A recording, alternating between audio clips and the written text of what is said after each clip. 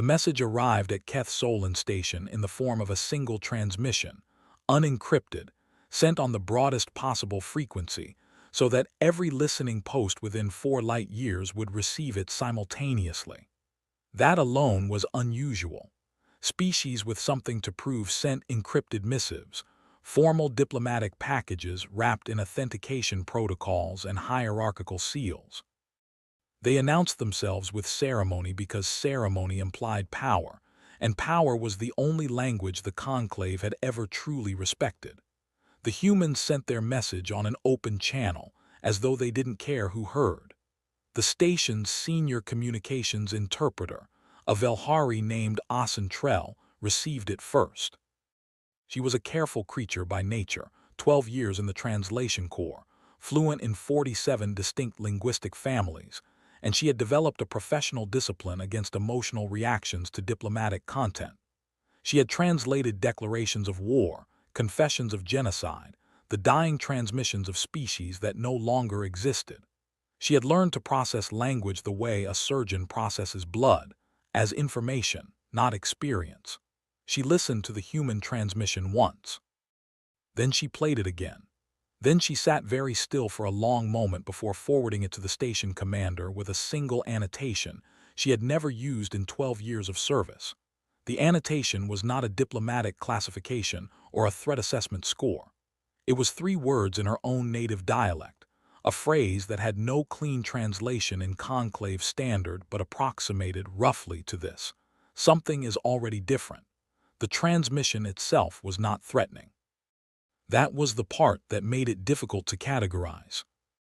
It was simply a human voice, female, unhurried, with the particular cadence that the xenolinguistic profiles described as mid-range emotional affect, saying that humanity had been observing the conclave's territorial mapping protocols for approximately 14 months, that they had noted the Charvel exclusion zone with great interest, that they had some questions about the fortress at its center, and that they would very much appreciate an opportunity to discuss those questions at the conclave's earliest convenience.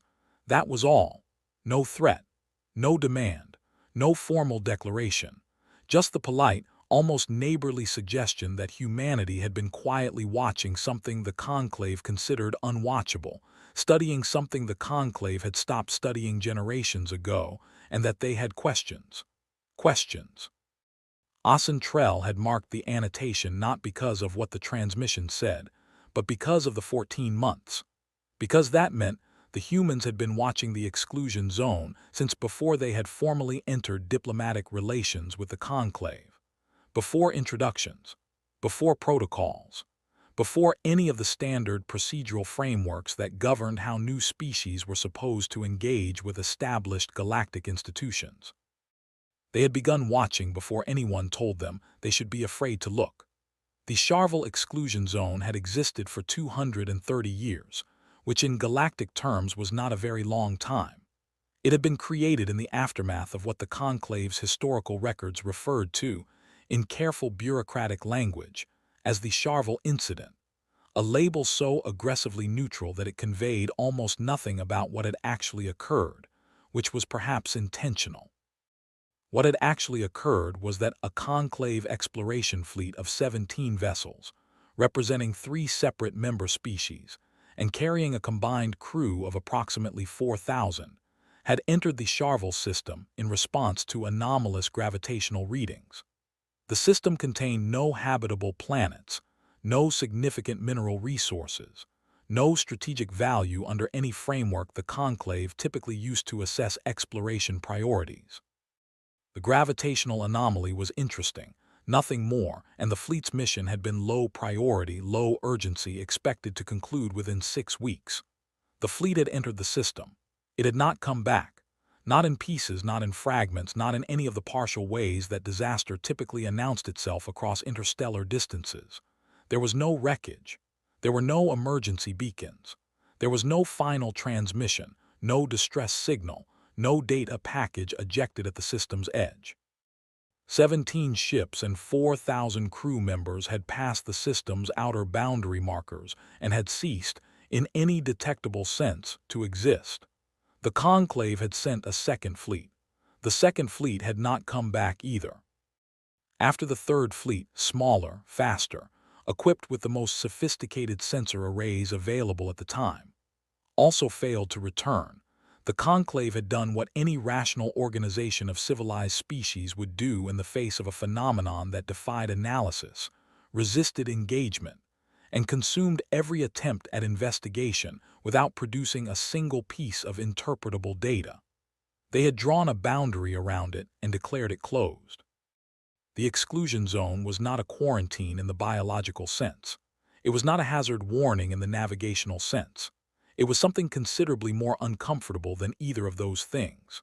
It was a formal, institutionalized acknowledgement that there was something in the Charvel system that the Conclave could not understand, could not defeat, and had therefore decided, with the pragmatic efficiency of a civilization that had survived long enough to know when not to fight, to leave entirely alone. No species had breached it in 230 years, not because no species had wanted to. Several had tried. Individual vessels, private expeditions, academic research probes, military reconnaissance flights with advanced cloaking technologies. The Conclave kept records of 14 separate unauthorized incursions over those 230 years by 7 different species, representing a range of technological capabilities from rudimentary to genuinely impressive. None of them had returned either. After the 14th, the Conclave had stopped keeping account. It had seemed by that point to be unnecessary. The human delegation that arrived at Keth Solon Station 3 weeks after the transmission was smaller than protocol suggested it should be. Most new species sent diplomatic contingents of 15 to 30 individuals for first formal engagements with conclave administrative bodies, partly for symbolic reasons, and partly because the complexity of conclave bureaucracy genuinely required specialization across multiple domains simultaneously. You needed linguists and legal interpreters and cultural liaison specialists and threat assessment officers, and at least 2 people whose entire role was to understand the other people in the room. The humans sent 4. The lead negotiator was a woman named Mara Voss, which Asentrell had already filed in her mental taxonomy of humans as a remarkably understated name for someone about to walk into one of the most politically sensitive briefing rooms in the Conclave's outer territories. Voss was unremarkable in the ways that the Conclave's xenobiological profiles suggested humans often were in person, soft-bodied, slow-moving by the standards of several member species, lacking the sensory apparatus that would have given her even basic situational awareness in a genuinely dangerous environment. She walked into the briefing room with the measured calm of someone who was either very confident or very good at performing confidence, and Asentrell, who had learned to distinguish between the two in dozens of species over 12 years, found that she genuinely could not tell which one this was. The other 3 humans were a pilot, a structural analyst named Tors, and a woman introduced only as Dr. Kai, whose institutional affiliation was listed in the diplomatic package as systems research, which was a category Asentrell had never encountered before and which the Conclave's database returned no result for when queried. The briefing began with the standard orientation presentation, the exclusion zone's history, the 3 fleet losses, the 14 subsequent incursions, the current boundary parameters, the Conclave's official position, which was that the Charvel system was to be treated as permanently inaccessible, and that any species seeking membership in the Conclave was required to formally acknowledge the zone's status and commit to non-incursion as a condition of diplomatic recognition. It was not an unusual requirement. Every species that had passed through this room in the last 200 years had accepted it without significant discussion, because the evidence was compelling, and the precedent was clear, and more fundamentally, because the exclusion zone was not anyone's problem as long as no one made it their problem. Mara Voss listened to the entire presentation without interrupting. She asked no questions during the formal portion. She made occasional notes on a small physical device that Asentrell had learned was called a pen, and that humans used, apparently, because they found the physical act of writing useful for thinking. When the presentation concluded and the conclave's senior administrative liaison, a Delhari named Seth Morrow, formally invited questions, Voss looked up from her notes and asked one. "What's inside it?" Seth Morrow processed the question for a moment in the way that Delhari often did when they encountered a statement that should have been self-evidently answered by the preceding context. The nature of the phenomenon within the Charvel system is unknown. That is the precise difficulty we have just explained. "I understand that," Voss said. "I'm asking what your best current theory is." "We have not actively theorized about the Charvel system in approximately 80 years, Seth Morrow said. The data set is insufficient to support productive theoretical work. 80 years, Voss repeated. She wrote something on her device. And in those 80 years, has any new observational technology been developed that might change the quality of the data set?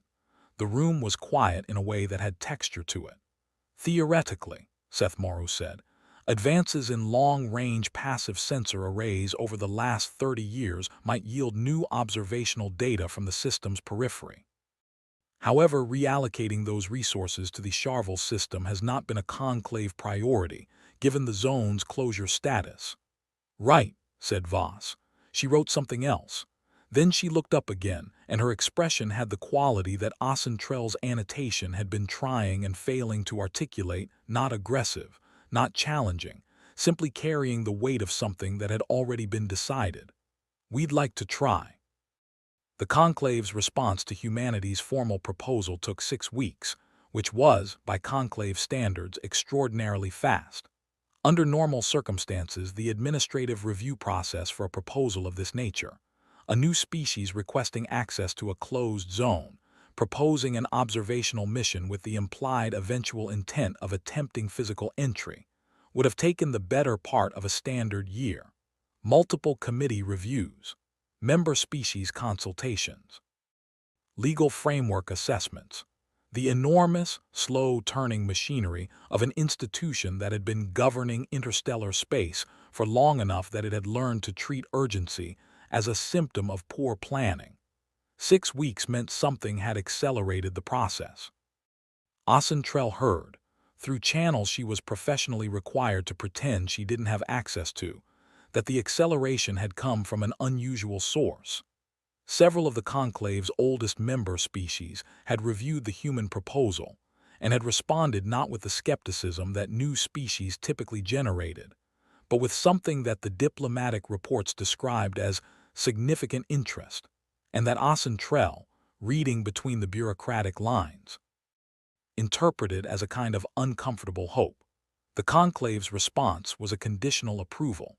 Humanity could conduct a long-range observational survey of the Charvel system's periphery, using passive sensors only, with a conclave observer vessel present. They could share their findings with a joint review committee.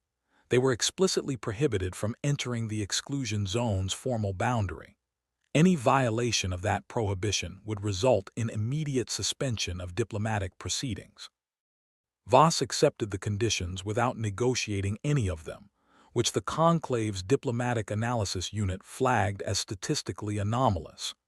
New species almost always pushed back on at least one condition as a demonstration of their position, and which Ocentrell flagged, internally, as the second time a human had done something that made her feel like she was misreading a text in a language she thought she knew.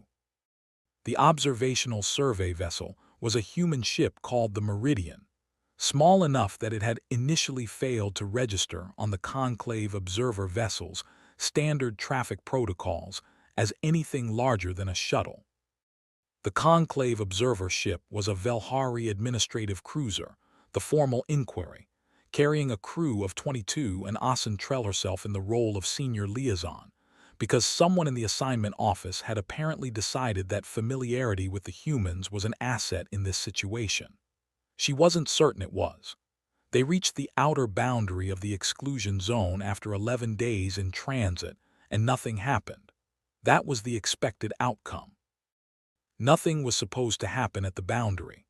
The phenomenon, whatever it was centered somewhere in the system's interior, and the boundary itself was an administrative designation, a line drawn by bureaucrats on navigational charts to mark the furthest point from which any ship had ever reliably returned. The Meridian deployed its sensor arrays immediately upon arrival, and Dr. Kai, who had turned out to be the actual operational lead of the mission despite Voss being the diplomatic face, began collecting data with the methodical patience of someone who genuinely enjoyed the process of collection independent of any particular outcome. For the first 3 days, the data was unremarkable. Gravitational readings consistent with the system's known mass distribution. Electromagnetic emissions in expected ranges. Nothing that explained why 38 ships had entered the system and none had come back. On the 4th day, Dr. Kai adjusted her array configuration in a way that the formal inquiry technical officer noted was unconventional, reorganizing the passive receivers into an asymmetric pattern that seemed to reduce sensitivity in some standard detection bands, while increasing it in others that the Conclave's survey protocols didn't typically prioritize. The formal inquiry's technical officer, a young Velhari named Tas Oran, asked Dr. Kai about the reconfiguration through the shared communication channel. Dr. Kai explained, in the unhurried way she seemed to explain everything, that she was specifically trying to reduce interference from the system's primary star in order to better isolate a particular frequency range she had noticed an anomaly in during the first 3 days. "What anomaly?" Tas Oran asked. "I'm not sure yet," Dr. Kai said. "That's why I'm looking." 3 hours later, she sent a data package to the formal inquiry that caused Tas Oran to sit in front of his display for a very long time without speaking. Then he forwarded it to Asentrell. Then Asentrell sat in front of her display for a very long time without speaking. The package contained a frequency analysis of the Charvel system's interior, captured through the reconfigured array, showing a pattern of energy emissions that was not consistent with any known natural phenomenon. The pattern was not electromagnetic. It was not gravitational. It existed in a frequency band that conclave sensor doctrine generally dismissed as low information density noise, background radiation artifacts, essentially the kind of signal that experienced survey technicians were trained to filter out precisely because it never contained anything useful. It was not noise. The pattern had structure, repeating structure. Not the regular, mechanical repetition of a rotating pulsar or an oscillating magnetic field, but the irregular, variable repetition of something that was responding to external conditions. Something that was, in a word that Asentrell found herself using reluctantly in the private report she began drafting in her head, behaving.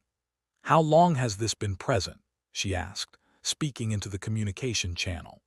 "Probably the whole 230 years, Dr. Kai said.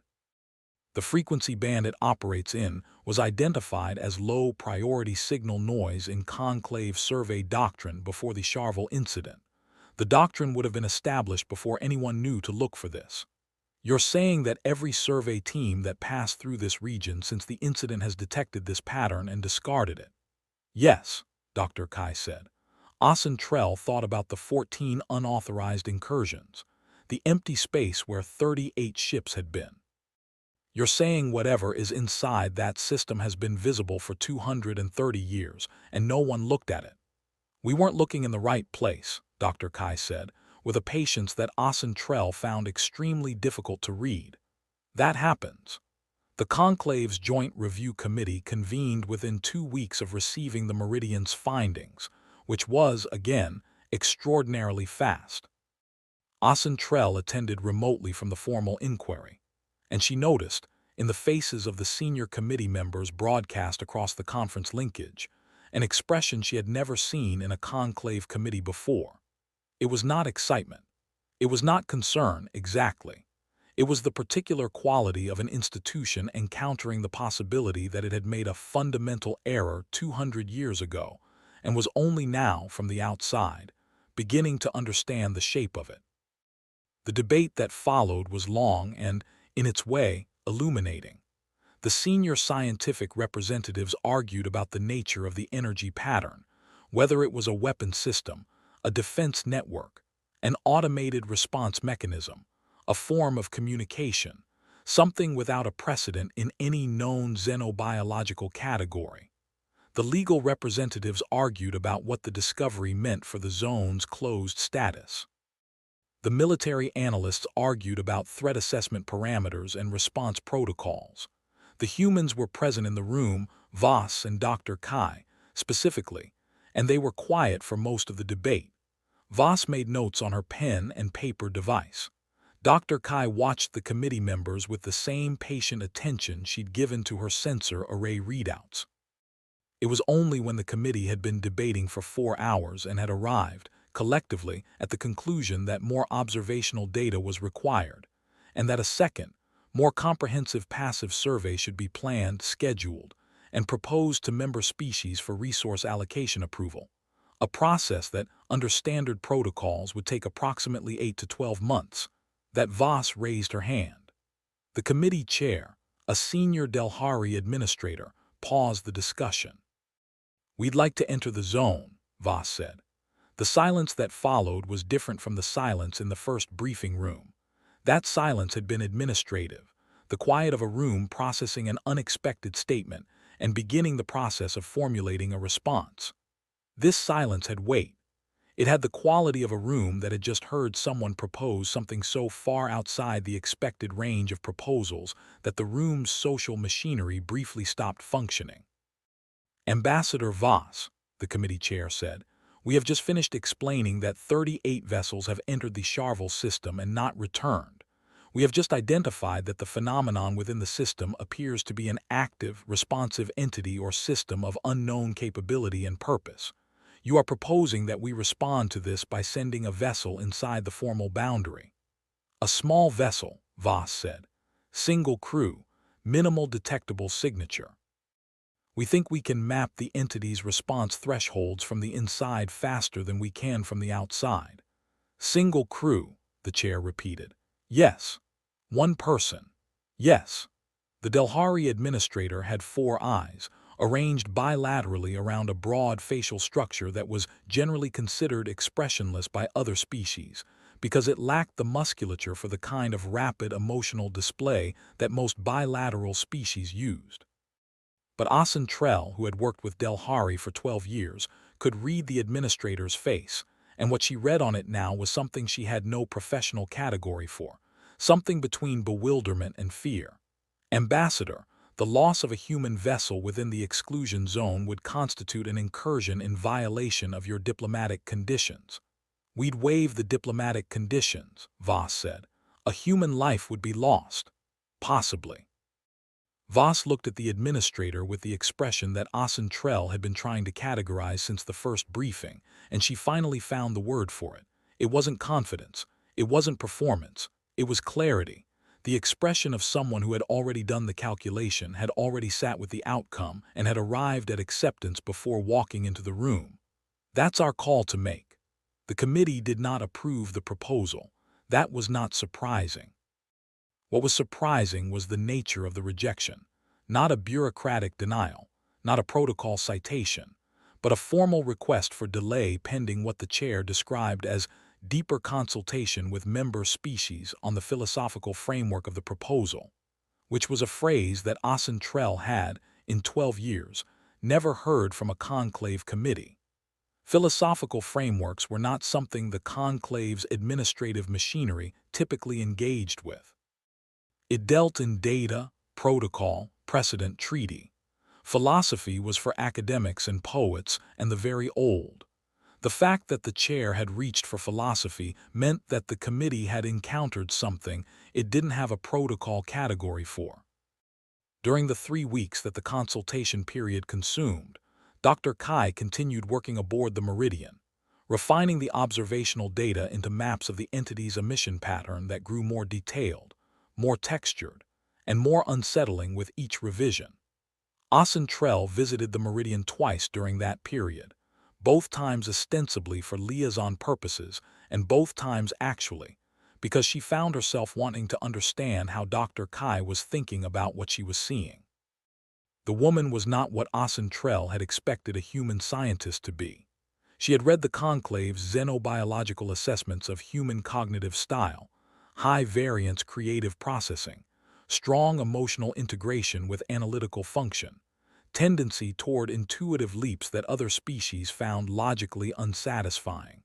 And she had expected someone chaotic, someone difficult to follow, someone whose intelligence came in a shape that was hard to parse. Dr. Kai's intelligence came in the shape of patience. She would look at data for very long periods without speaking. She would make a small notation, then look again, then revise the notation. She had a habit when she was thinking of holding her breath for periods that seemed slightly longer than comfortable and then exhaling slowly, as though she was managing something. On Asentrell's second visit, she finally asked what she had been trying to phrase for 2 weeks. "Are you afraid of what's inside that system?" Dr. Kai considered the question with her standard deliberateness. "Yes," she said. "Then why are you proposing to go in?" "Because I want to understand it more than I'm afraid of it," Dr. Kai said. "That's usually how this works." "How what works?" Dr. Kai looked at her display at the complex breathing pattern of the entity's emissions. "This." She gestured vaguely, encompassing the room, the ship, the stars outside. "All of it." Asentrell looked at the pattern on the display.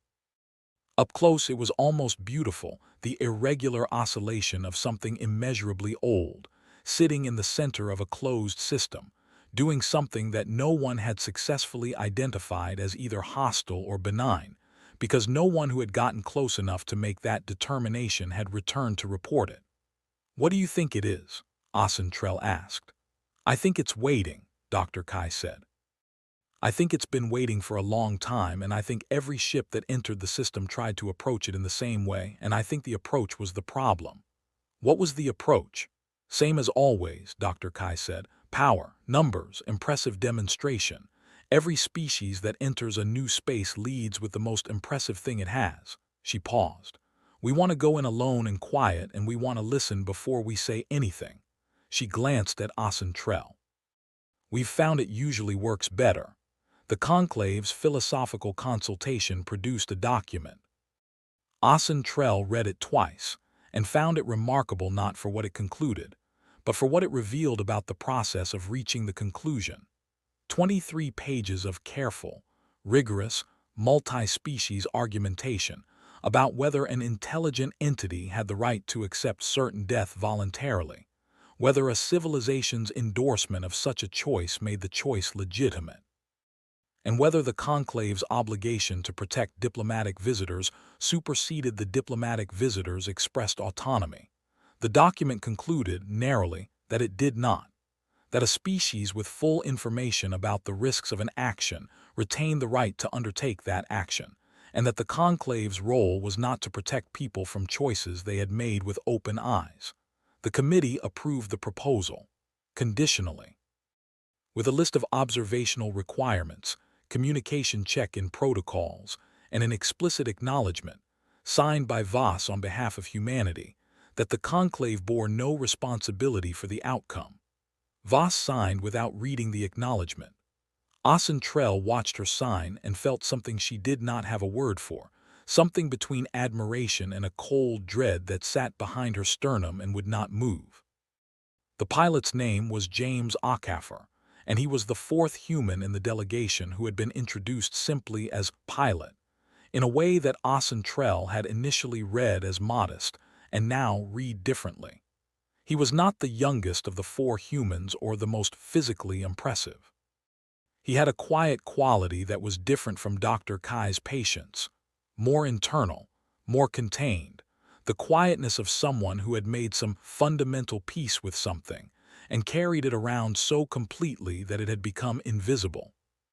She spoke with him once, the night before the Meridian crossed the boundary, sitting in the small communal area of the human ship where the lighting was lower than the formal inquiry standard and the furniture was arranged in ways that seemed designed for proximity rather than function. "Do you know why you were chosen for this?" she asked. "I volunteered," he said. "So did others, probably." He looked at his hands, which were laced together on the table in front of him.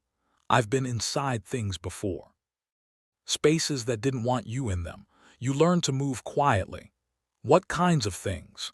He considered the question the way humans often did, not as an inquiry requiring a direct answer but as an invitation to reconstruct meaning.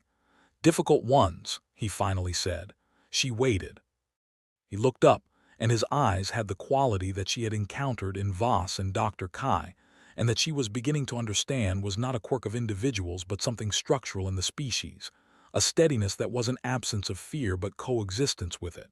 My grandfather's people had a saying, he said. The door doesn't care how afraid you are. Walk through it the same way. She thought about 38 ships entering a system. She thought about the entity's breathing pattern on Dr. Kai's display. She thought about the committee's philosophical consultation and the word waiting. What if it doesn't let you leave? She asked. Akafor was quiet for a moment. Then you'll have learned something, he said, and that's worth more than you think. The Meridian crossed the boundary at 400 station time, which was not a time any conclave crew would have chosen for an operation of this nature.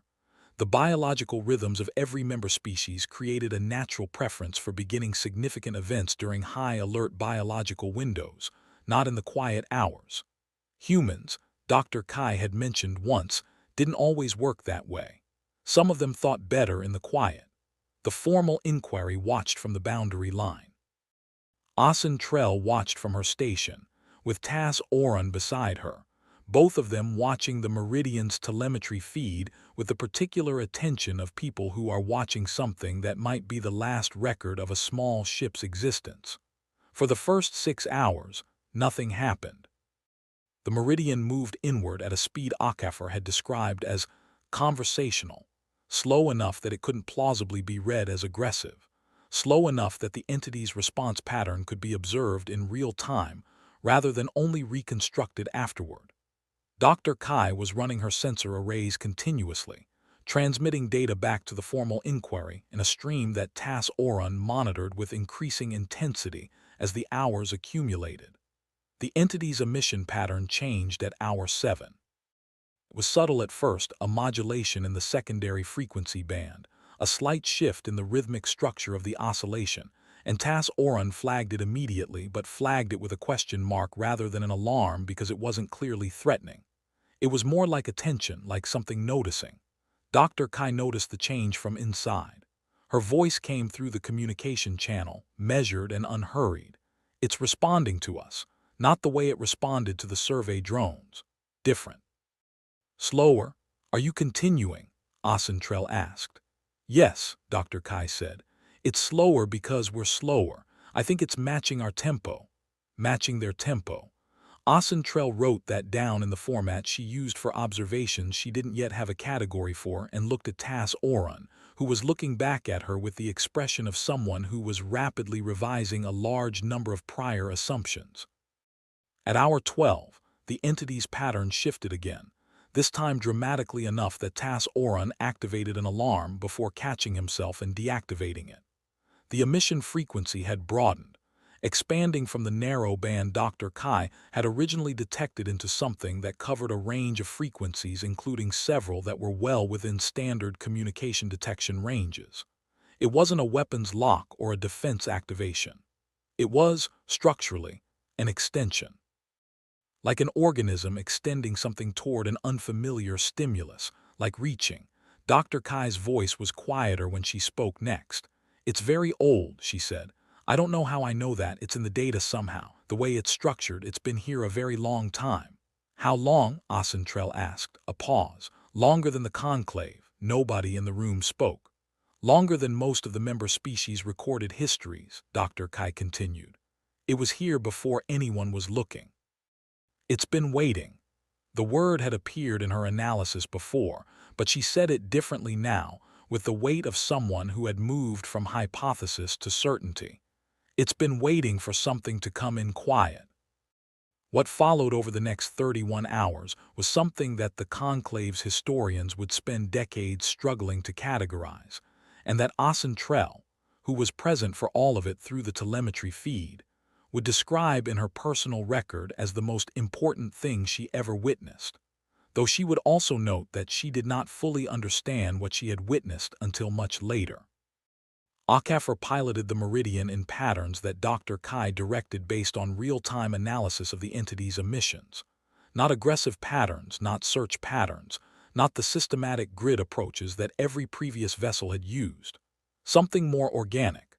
Something that followed the entity's own rhythmic structure, that moved when it moved and held when it held, that was shaped by listening rather than by a pre-planned route.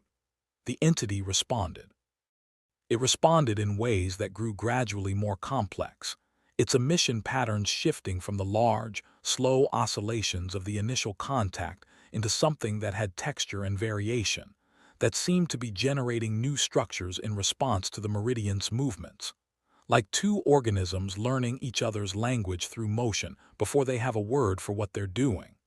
At hour 27, it stopped pulling things in. That was how Tas Oran described it in his technical notes, because there was no more precise language for what the sensor data showed. A cessation of the inward gravitational pressure that characterized the zone's core, the same pressure that all previous analysis suggested had been responsible for the inability of any ship to achieve exit velocity once it reached a certain depth. The fortress, if it could be called that, had not opened. But something that had been closed had become, in the space around the Meridian, simply not closed. At hour 31, Akafor brought the Meridian back to the boundary. He crossed it at the same unhurried speed he had used going in. When the ship appeared on the formal inquiry's visual sensors, whole, intact, returning, Asen Trell's first thought was not relief, though relief came. Her first thought was the administrative annotation she had written 14 weeks ago, in 3 words of her own dialect, and the realization that she had been right in ways she hadn't understood she was right. Something had been different. She hadn't known how different. The debriefing took 3 weeks and produced more questions than answers, which was itself an answer of a kind. Dr. Kai's data was extraordinary. The first comprehensive mapping of the entity's emission structure ever recorded, a record of a communication that no one could yet fully parse, but that had enough structural regularity to confirm that it was communication, and not simply response. Akafor's flight log was studied by the Conclave's best navigational analysts, who found it not technically exceptional. The Meridian was not a particularly advanced ship by Conclave standards, and the piloting was skilled but not extraordinary, but strategically bewildering. Every previous vessel that had entered the system had approached with power, with speed, with the kind of deliberate capability demonstration that constituted standard contact protocol across the Conclave's history. Every one of those vessels had been consumed by whatever response the entity generated. The Meridian had approached without demonstration, without assertion, without the language of power, and it had come home. The senior military analyst for the Conclave's Outer Territories Security Division, a Velhari admiral named Kas Etten who had spent 40 years thinking about threats and how to neutralize them, sat in the final debriefing and listened to the complete account from Voss and Dr. Kai and Akafor, and then he asked a question that Asen Trell would think about for a very long time. Why did you think approaching quietly would work when approaching with power had failed 38 times? Voss looked at him. Because the failure of power tells you something, she said. It tells you that power was the wrong tool.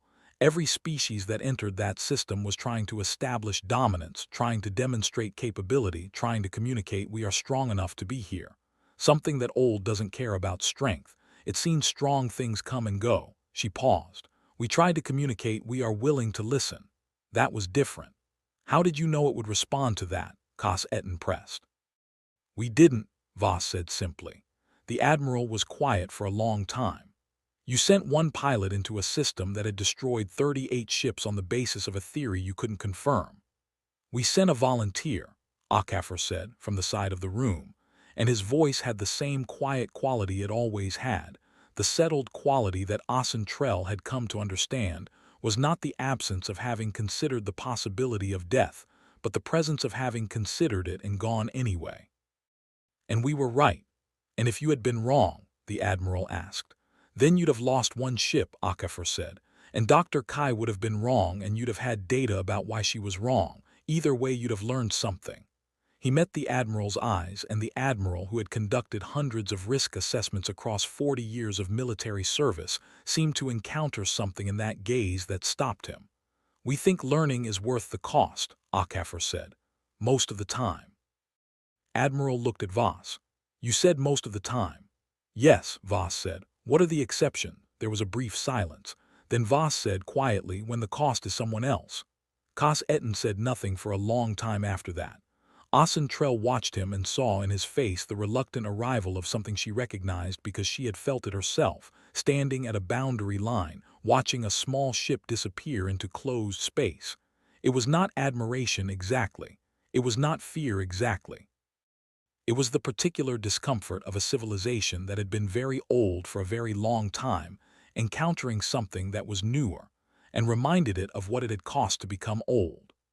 Trell filed her final liaison report 6 weeks after the Meridian returned, and she wrote it in Conclave Standard rather than in her native dialect, though there were several places where Conclave Standard failed her, and she had to reach for approximations. The report was thorough and precise, and covered everything that had happened between the first transmission and the last debriefing. It recommended formal reclassification of the Charvel system from exclusion zone to active contact site. It recommended prioritization of a long-term research program to develop understanding of the entity's communication structure. It recommended formal revision of standard contact protocols to include what it carefully described as non-demonstration approaches. There was one section of the report she revised 7 times before she was satisfied with it, and even then she was not satisfied, only reconciled to the inadequacy of language. It was the section where she tried to explain what had changed, and why it felt significant in a way she could not fully articulate. What she ultimately wrote was this: the human delegation's success in the Charvel system was not the result of superior technology, superior capability, or superior strategic analysis. It was the result of a willingness to accept a cost that no other civilization present was prepared to accept, not because the other civilizations lacked courage, but because they had sufficient experience to calculate that the cost was irrational relative to the available information. Humanity accepted the cost anyway. This is not an isolated behavioral anomaly. It appears to be characteristic. The conclave should note that humanity does not appear to operate within a cost-benefit framework in the same way that older, more established civilizations do. They appear to operate within a framework in which the value of understanding is treated as categorically distinct from the value of survival. This is not in itself either good or bad. It is simply different. The conclave should account for the difference. She sent the report. She did not know, at the time, whether anyone would read the section she had revised 7 times, or whether it would be noted, or whether it would matter. What she knew, walking back to her station afterward, was that the Charvel system was no longer closed. That something immeasurably old had been sitting in the center of a 200-year silence, waiting for something to come in quiet, and that humanity had been watching for 14 months before introducing themselves, and had arrived with 4 people, and had gone in alone, and had asked what was inside before accepting that no one could go in to look. She knew that Achafer was alive, and that the cost of that fact was the certainty, the real, operational certainty, not an abstract diplomatic risk, that he might not have been. She knew that when the Admiral had asked what the exceptions were, Voss had answered with the kind of precision that only comes from having thought about something very carefully before the question was asked. When the cost is someone else. She stood at the viewport of the formal inquiry, looking at the stars, thinking about a species that had entered the galaxy quietly and had been watching before anyone knew to watch them, and that had answered the galaxy's oldest locked door not with force but with a single, unarmed ship and a willingness to not come back.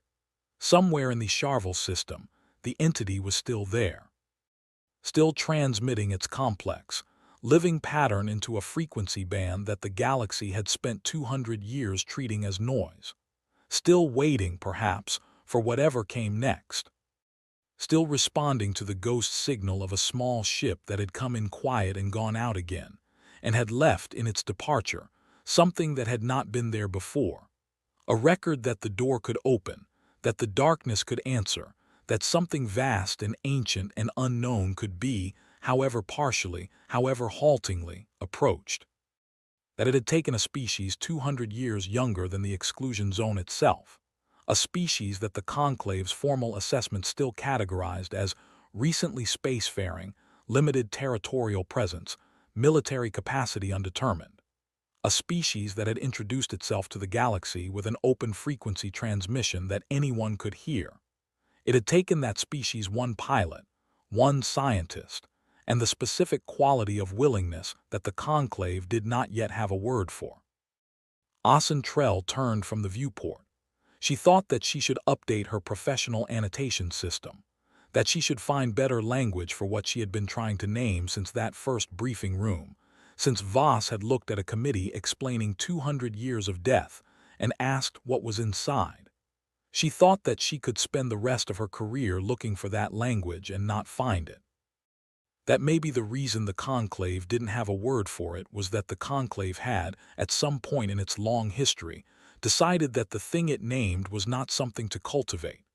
That wisdom looked like knowing when to stop. That survival looked like recognizing the boundary and staying behind it. That humanity, young and quiet and unimpressive and alive, had simply never agreed.